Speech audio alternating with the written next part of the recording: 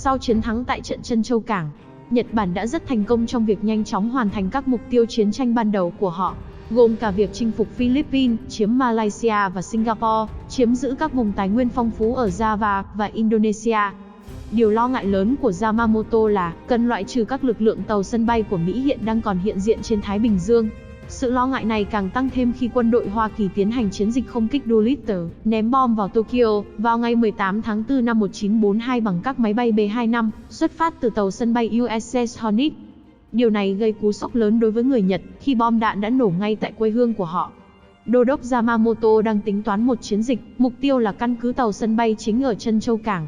Tuy nhiên, vì lực lượng không quân trên bộ của Hoa Kỳ hiện đang đóng ở Hawaii, Yamamoto kết luận rằng không thể đánh trực tiếp vào cứ điểm quân sự mạnh mẽ của Hoa Kỳ như trận trước. Thay vào đó, Yamamoto lựa chọn đảo San Juan Midway, nằm ở phía cực tây bắc của dãy quần đảo Hawaii, khoảng 1.300 hải lý từ Hawaii. Bản thân Midway cũng không có tầm chiến lược đặc biệt quan trọng trong kế hoạch lớn hơn của Nhật Bản. Tuy nhiên, người Nhật cho rằng người Mỹ sẽ coi Midway là một tiền đồn mang tính sống còn đối với Trân Châu Cảng, vì thế sẽ bảo vệ nó bằng mọi giá. Trận Midway là một trận hải chiến quan trọng trong Thế chiến thứ hai tại chiến trường Thái Bình Dương, diễn ra từ ngày 4 tháng 6 đến 7 tháng 6 năm 1942. Hai bên tham chiến là hạm đội Nhật Bản và hạm đội Thái Bình Dương của Mỹ, với sự giao tranh chính giữa 4 tàu sân bay Nhật và 3 tàu sân bay Mỹ. Và kết quả là Nhật Bản lại thua Mỹ thêm một lần nữa, ngay sau trận chiến Coral trước đó một tháng. Âm mưu của Nhật tấn công vào Midway là để nhử hạm đội tàu sân bay Mỹ vào cái bẫy để từ đó tiêu diệt. Và nếu kế hoạch thành công, tầm ảnh hưởng của Nhật sẽ bao trùm rộng khắp vùng Tây Thái Bình Dương. Từ đó làm bàn đạp để có thể tấn công chiếm giữ các hòn đảo, quần đảo xa Nhật Bản hơn, ví dụ như Hawaii. Làm được điều đó, có thể coi Nhật Bản thành công trong việc thành lập vùng bá chủ của họ, được gọi là khối thịnh vượng Trung Đại Đông Á, với Nhật là trung tâm. Để đảm bảo tính bí mật cho trận đánh, thay vì tập hợp cả một hạm đội đông đảo đi theo một đoàn, thì Yamamoto trải dài hạm đội đến cả hàng trăm dặm. Được mặt nọ thì lại mất mặt kia, do trải dài đội hình các tàu như vậy, nên các tàu không thể hỗ trợ nhau nhiều, như khả năng trinh sát, hỗ trợ hỏa lực khi bị tấn công. Đây cũng là một nguyên nhân dẫn đến thảm kịch đối với các tàu sân bay. Chúng ta hãy cùng xem tiếp diễn biến trận đánh.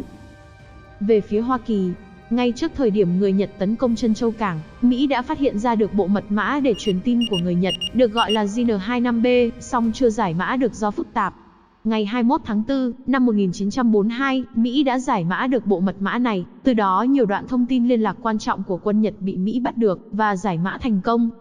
Thông tin việc đô đốc Yamamoto điều lượng lớn tàu sân bay và các loại tàu khác đến một địa điểm có tên AF gây chú ý cho Mỹ. Song Mỹ vẫn chưa biết AF là địa điểm nào. Thái Bình Dương là quá rộng lớn để có thể đoán biết được AF là ở đâu và người Nhật đang định làm gì. Song đội ngũ mật thám tài giỏi của Mỹ, với vài chiêu đánh lừa người Nhật đã xác định chính xác AF là chỉ đảo Midway. Vậy là kế hoạch của Yamamoto đã bị phát hiện. Tổng tư lệnh hạm đội Thái Bình Dương Mỹ, đô đốc Chester Nimitz quyết định tương kế tự kế. Lực lượng Nhật có mặt trải dài khắp vùng Trung Thái Bình Dương thì đông, song lực lượng tấn công chủ yếu gồm hạm đội 4 tàu sân bay, mang theo 248 máy bay các loại. 4 tàu sân bay đó là Akagi, Kaga, Hiryu và Soryu. Giống như trận tấn công vào Trân Châu Cảng, trận này Nhật sử dụng 3 loại máy bay chính: máy bay ném bom bổ nhào van, máy bay phóng ngư lôi kết và máy bay tiêm kích Zero. Về phía Mỹ, đô đốc Nimitz đã bố trí lực lượng chính bao gồm 3 tàu sân bay, với 233 máy bay cùng 127 máy bay cất cánh từ sân bay trên đảo Midway. Đặc biệt trong số 3 tàu sân bay, có chiếc gióc thao bị hư hại nặng trong trận biển Coral cách đó một tháng với Nhật. Trong 72 giờ, từ tình trạng hư hỏng nặng, nó được sửa chữa tại Trân Châu Cảng, chiếc gióc thao đã được phục hồi để có thể tham chiến. Con tàu này tiếp tục được sửa chữa ngay cả khi đã ra khơi tham chiến. Vậy là trận chiến sắp sửa xảy ra, trong khi Nhật Bản không hề biết được vị trí của các tàu sân bay Mỹ, thì Mỹ lại biết khá rõ vị trí hạm đội Nhật. Rạng sáng ngày mùng 4 tháng 6, lúc 4 giờ 30 phút sáng, khi 4 tàu sân bay Nhật cách Midway 240 dặm về hướng Tây Bắc, đô đốc Nagumo tung đợt tấn công đầu tiên. Trong 15 phút, 4 tàu sân bay phóng lên 108 máy bay. 7 chiếc máy bay được giao nhiệm vụ rẽ đi tìm kiếm hạm đội Mỹ, trong đó một chiếc xuất phát muộn 30 phút do gặp trục trặc kỹ thuật. Lúc 5 giờ 32 phút, một máy bay trinh sát đã phát hiện ra vị trí nhóm tàu sân bay Nhật, và các máy bay ném bom tầm xa đã xuất phát hướng về tàu Nhật. Tính bất ngờ đã mất. Lúc 5 giờ 50 phút, radar của Mỹ tại Midway đã phát hiện máy bay Nhật. Còi báo động vang lên, và các máy bay Mỹ cất cánh vội vã nhằm đánh chặn máy bay Nhật để bảo vệ hòn đảo. 6 máy bay phóng ngư lôi Avenger của Hải quân và 4 chiếc B-26 của lục quân cũng trang bị ngư lôi, bay theo hướng bắc về phía các tàu sân bay địch. 25 phi công chiến đấu cơ thuộc thủy quân lục chiến, lái những chiếc Buffalo và Grumman Wildcat bay về hướng tây bắc.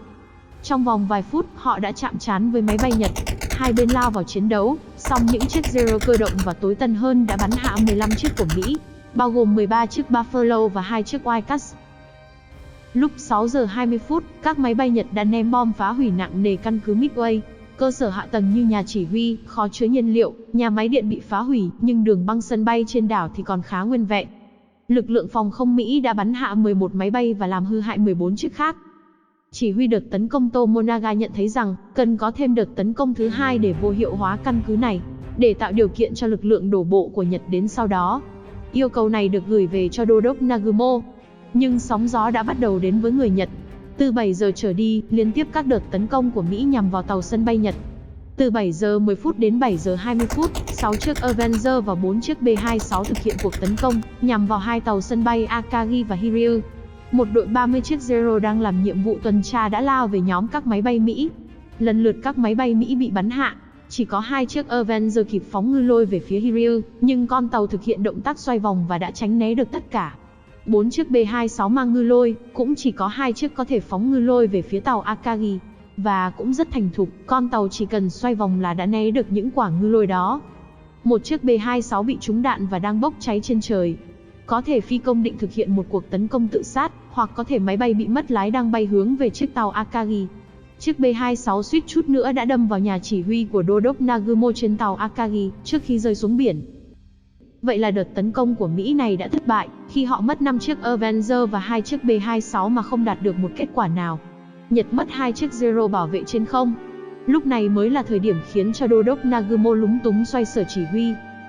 Như trước đó đã biết, đợt tấn công của Nhật vào Midway đạt kết quả không mong muốn, và Đô đốc Nagumo đã cho trang bị các loại bom thông thường để chuẩn bị tấn công đợt 2 vào lúc 7 giờ 15 phút. Việc trang bị này mất 30 phút để hoàn thành, nhưng vấn đề lớn đã xảy ra. Lúc 7 giờ 40 phút, một máy bay trinh sát từ tuần dương Hạm Tôn phát ra tín hiệu tìm thấy một lực lượng hải quân khá lớn của Mỹ ở phía đông. Song chưa biết chính xác có hạm đội tàu sân bay ở đó hay không. Chú ý rằng, chiếc máy bay trinh sát này chính là chiếc bị trục trặc kỹ thuật nên cất cánh trễ nửa giờ. Vì vậy thời gian phát hiện ra hạm đội tàu Mỹ cũng bị muộn lại nửa giờ. Đây là một sự đen đủi nghiêm trọng đối với Nhật, thời gian quyết định sinh tử đã trôi qua.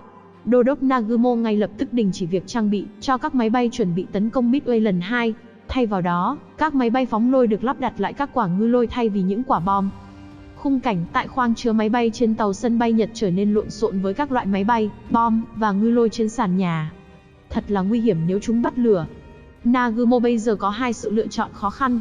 Thứ nhất, ngay lập tức cho các máy bay phóng đi để tấn công hạm đội Mỹ vừa phát hiện. Thứ hai là chờ lực lượng máy bay trong lần tấn công Midway vừa rồi, đang trên đường trở về hạm đội và phục hồi lại chúng để tấn công đợt mới. Và đó là một quyết định cực kỳ khó khăn, vì Nagumo chỉ có 15 phút để quyết định. Đây thực sự là một quyết định sinh tử. Tại sao quyết định này lại quan trọng, gấp gáp như vậy? Và Đô đốc Nagumo đã lựa chọn phương án nào? Diễn biến trận hải chiến ra sao? Các bạn đón xem ở phần tiếp theo nhé!